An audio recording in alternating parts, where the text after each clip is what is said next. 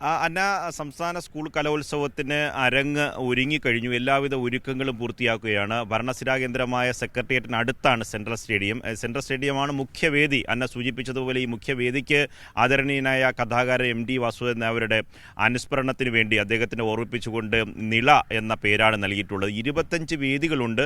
25 വേദികൾക്കും 25 നദികളുടെ പേരാണ് ഇട്ടിട്ടുള്ളത്.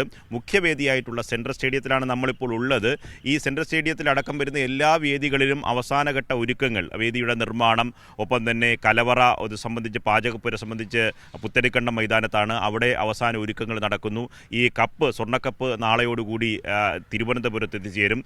വിവിധ ഈ പറഞ്ഞ ഓരോ കമ്മിറ്റികളുടെയും ചുമതല എന്ന് പറയുന്നത് വിവിധ MLA മാർക്കാണ്. അവർ ഓരോ ദിവസത്തെയും ചുമതലകൾ സംബന്ധിച്ച് മന്ത്രി, പൊതുവിദ്യാഭ്യാസ വകുപ്പ് മന്ത്രി വി ശിവൻകുട്ടി തന്നെ അതാത് സമയങ്ങളിൽ യോഗം ചേർന്ന് കാര്യങ്ങൾ വിലയിരുത്തുന്നുണ്ട്. കുറ്റമറ്റ രീതിയിൽ തലസ്ഥാന നഗരത്തെ സംബന്ധിച്ചിടത്തോളം വിശാലമായ നഗരമാണ്, തിരക്കുള്ള നഗരം കൂടിയാണ്. അതുകൊണ്ട് ഈ നഗരത്തിൻ്റെ ഈ തിരക്കിനിടയിൽ 15,000 കുട്ടികൾ 249 ഇനങ്ങളിലായി 25 വേദികളിൽ 15,000 കുട്ടികളാണ് വിവിധ പരിപാടികളിൽ പങ്കെടുക്കുന്നതിന് വേണ്ടി തലസ്ഥാനത്തേക്ക് എത്തിച്ചേരുക. അവർക്ക് താമസ സൗകര്യം ഉറപ്പാക്കണം, ശുചിത്വമുള്ള ശുചിമുറികൾ ഉണ്ടാകണം, ഒപ്പം തന്നെ അവർക്ക് ഭക്ഷണം നല്ല രീതിയിൽ ഉറപ്പാക്കണം, ഒപ്പം തന്നെ ഈ സമയക്രമം പാലിച്ചുകൊണ്ട് തന്നെ മത്സര ഇനങ്ങളെല്ലാം പൂർത്തിയാക്കാനും ആകണം. അത് കൃത്യം 9:30 തന്നെ മത്സരങ്ങൾ ആരംഭിക്കുക, അത് സമയബന്ധിതമായി പൂർത്തിയാക്കുക എന്നതാണ്. അപ്പീലുകൾ സ്വാഭാവികമായി 500-ലധികം അപ്പീലുകൾ വരികയാണെങ്കിൽ വീണ്ടും സമയക്രമത്തിൽ മാറ്റം വരാനുള്ള സാധ്യതയുണ്ട്. അതുകൂടി മുൻകൂട്ടി കണ്ടുകൊണ്ടുള്ള ക്രമീകരണങ്ങളാണ്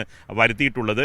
ഇപ്പോൾ 5 ദിവസത്തെ 4-ന് ആരംഭിച്ച് അവസാനിക്കുന്ന ദിവസം വരെ പരിശോധിക്കുമ്പോൾ തുടർച്ചയായി 8-ന് അവസാനിക്കുന്ന വരെയുള്ള 5 ദിവസക്കാലം. ഈ 5 ദിവസക്കാലത്തിൽ വരുന്ന 9:30 മത്സരം ആരംഭിച്ചാൽ അവസാനിക്കുന്നവരെ സമയം പരിശോധിച്ചാൽ ഏകദേശം 120 മണിക്കൂർ കൊണ്ട് ഈ മത്സരങ്ങൾ മുഴുവൻ 249 മത്സരങ്ങളിൽ ഈ മുഴുവൻ പങ്കാളിത്തവും ഉറപ്പാക്കിക്കൊണ്ട് മത്സരങ്ങൾ മുഴുവൻ പൂർത്തീകരിക്കണം.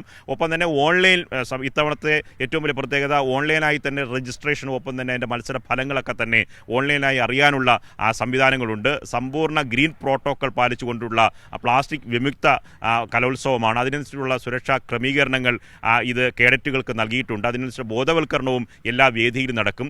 25 വേദികളിൽ എത്താനുള്ള സൗകര്യം വിദ്യാർത്ഥികൾക്ക് റെയിൽവേ സ്റ്റേഷനിലും ഒപ്പം തന്നെ ബസ് സ്റ്റാൻഡിലും എത്തിക്കഴിഞ്ഞാൽ പ്രത്യേക കൗണ്ടറുകൾ ഏർപ്പെടുത്തിയിട്ടുണ്ട്. അവർക്ക് മാർഗ്ഗനിർദ്ദേശം നൽകാൻ, പോകാനുള്ള വഴി പറഞ്ഞു കൊടുക്കാൻ, അവർക്ക് വേണ്ട സൗകര്യങ്ങൾ ഏർപ്പെടുത്തി കൊടുക്കാനൊക്കെയുള്ള വോളണ്ടിയേഴ്സിനെ എല്ലാ സ്ഥലത്തും നിയോഗിച്ചിട്ടുണ്ട്. അതുകൊണ്ട് വലിയ രീതിയിലുള്ള സംഘാടനം, ഒരു തരത്തിലെ പിഴവും വരാതെയുള്ള നിർദ്ദേശങ്ങളാണ് മന്ത്രിയുടെ ഭാഗത്തു നിന്നും ഉദ്യോഗസ്ഥരുടെ ഭാഗത്തു നിന്നും നൽകിയിട്ടുണ്ട്. ഓരോ സമയവും ദിവസം 2-3 തവണയാണ് മന്ത്രി തന്നെ നേരിട്ട് വിവിധ കമ്മിറ്റികളുടെ യോഗം വിളിച്ചു ചേർത്ത് കാര്യങ്ങൾ വിലയിരുത്തുന്നത്. ഒപ്പം തന്നെ മത്സരങ്ങളുടെ മൂല്യനിർണ്ണയം സംബന്ധിച്ച് പ്രത്യേക പോലീസിന് നിർദ്ദേശം നൽകിയിട്ടുണ്ട്. ഇന്റലിജൻസിനും വിജിലൻസിനും പ്രത്യേക സ്ക്വാഡുകളും പ്രവർത്തിക്കുന്നുണ്ട്.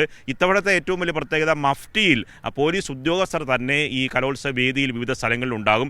ഏതെങ്കിലും തരത്തിൽ ഈ വിധി നിർണ്ണയവുമായി ബന്ധപ്പെട്ട് ചില ദല്ലാളുമാർ ഉപയോഗിച്ചുകൊണ്ട് തരത്തിൽ മൂല്യനിർണ്ണയത്തിൽ അടക്കം സ്വാധീനം ശ്രമിക്കാനുള്ള ചില ഏജന്റുമാർ പ്രവർത്തിക്കുന്ന സാധാരണ കലോത്സവങ്ങളിൽ ഉണ്ടാകാറുള്ള ഒരു പടിയാണ്. അതുണ്ടാകാതിരിക്കാനുള്ള മുൻകൂട്ടിയുള്ള നിർദ്ദേശങ്ങൾ സർക്കാർ നൽകിയിരുന്നു. പോലീസിൻ്റെ സഹായത്തോടു കൂടി നേരത്തെ തന്നെ ഇങ്ങനെ പ്രവർത്തിക്കുന്ന ചില ഏജൻസികളെ കണ്ടെത്തിയിട്ടുണ്ട്. അങ്ങനെ ഏജന്റുമാരായി പ്രവർത്തിക്കുന്നവരുടെ നമ്പറുകളടക്കം നിരീക്ഷണത്തിലാണ്. അങ്ങനെയുള്ള പരിശോധന നടത്തുന്നുണ്ട്. അതുകൊണ്ട് ഒരു തരത്തിലും തലസ്ഥാനത്തേക്ക് എത്തിച്ചേർന്ന കുട്ടികൾക്ക് ഒരു തരത്തിലെ പ്രശ്നങ്ങളുമില്ലാതെ ഈ 5 ദിവസം അവരുടെ കല അവതരിപ്പിച്ച് പോകാനുള്ള സൗകര്യങ്ങളാണ്. തലസ്ഥാനത്തെ സംബന്ധിച്ചിടത്തോളം വലിയ തരത്തിലുള്ള ആസ്വാദകരുടെ എത്താനുള്ള സാധ്യതയുണ്ട്. നമ്മൾ നിൽക്കുന്നത് ഭരണസിരാ കേന്ദ്രത്തിന് അടുത്താണ് സെൻട്രൽ സ്റ്റേഡിയം. ഇവിടെ വലിയ കേന്ദ്രമാണ്. വലിയ തരത്തിലുള്ള ഗതാഗത കുരുക്കൊക്കെ ഉണ്ടാകാൻ സാധ്യതയുണ്ട്. അതൊക്കെ പരിഹരിക്കുന്ന തരത്തിലുള്ള നിർദ്ദേശങ്ങൾ പോലീസിനും ട്രാഫിക് വകുപ്പിനും നൽകിയിട്ടുണ്ട്. അതുകൊണ്ട് ഗതാഗത സൗകര്യങ്ങൾ ഉറപ്പാക്കുക, കുറ്റമറ്റ രീതിയിൽ ഇതിൻ്റെ സംഘാടനം പൂർത്തിയാക്കി അവിസ്മരണീയമായ തലത്തിൽ 63ാമത് സംസ്ഥാന സ്കൂൾ കലോത്സവം മാതൃകയായി മാറ്റാനുള്ള ഒരുക്കത്തിലാണ് സംസ്ഥാന സർക്കാരും പൊതുവിദ്യാഭ്യാസ വകുപ്പും വിവിധ ഡിപ്പാർട്ട്മെന്റുകളും. നൃപൻ സൂചിപ്പിച്ചതുപോലെ തിരുവനന്തപുരം ജില്ലയെ സംബന്ധിച്ചിടത്തോളം എല്ലാ ജില്ലകളിൽ നിന്നുമുള്ള ആളുകൾ ടൗണിൽ താമസിക്കുന്നവർ ഒരുപാട് പേരുണ്ട്. ഒരുപാട് സ്ഥലത്ത് നിന്ന് വന്ന് ചേക്കേറി തിരുവനന്തപുരംകാരായവരുണ്ട്. അപ്പോൾ എല്ലാ ജില്ലകളിൽ നിന്നുള്ള ആളുകൾ ഇവിടെ ഉള്ളതുകൊണ്ട് ഒരുപാട് പേർ ഈ കലാമേള കാണുന്നതിന് വേണ്ടി എത്തും എന്നാണ് പ്രതീക്ഷിക്കുന്നത്. എന്തായാലും ഇത്തവണത്തെ കലോത്സവം വ്യത്യസ്തമായ പല കാര്യങ്ങൾ കൊണ്ടുകൂടി ശ്രദ്ധേയമാണ്. ഗോത്ര കലകൾ ഇത്തവണ അരങ്ങിലെത്തുന്നുണ്ടല്ലോ. ഗോത്രകലകൾ ഇത്തവണ അരങ്ങിലെത്തുന്നു. വലിയ തരത്തിലുള്ള ആവശ്യം നേരത്തെ തന്നെ ഉണ്ടായിരുന്നതാണ്. പക്ഷേ സംസ്ഥാന സർക്കാരും പൊതുവിദ്യാഭ്യാസ വകുപ്പ് അത്തരത്തിൽ വലിയ നിർണായകമായ തീരുമാനമെടുത്തു. അത് ഇത്തവണത്തെ സ്കൂൾ കലോത്സവത്തിന് ഏറ്റവും വലിയ പ്രത്യേകതയാണ്. ഒപ്പം തന്നെ ഡിജിറ്റൽ സംവിധാനത്തിലേക്ക് സ്കൂൾ കലോത്സവത്തിൻ്റെ എല്ലാ സംവിധാനങ്ങളും മാറുന്നു എന്നത് ഏറ്റവും പ്രധാനപ്പെട്ട കാര്യമാണ്. രജിസ്ട്രേഷൻ മുതൽ മത്സരഫലം വരെ വിദ്യാർത്ഥികൾ അപ്പോൾ തന്നെ ഓൺലൈൻ വെബ്സൈറ്റ് വഴി അപ്പോൾ തന്നെ അറിയാനുള്ള സൗകര്യം ഒരുക്കിയിട്ടുണ്ട്.